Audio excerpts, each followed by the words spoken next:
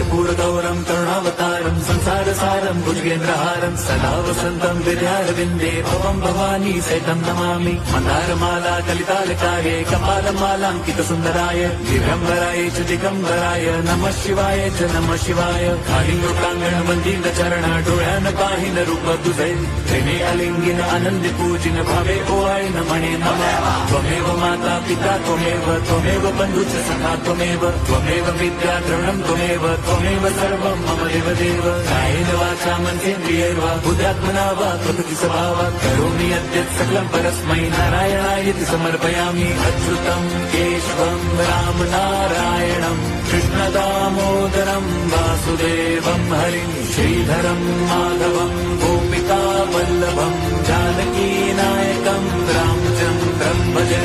Hare Ram.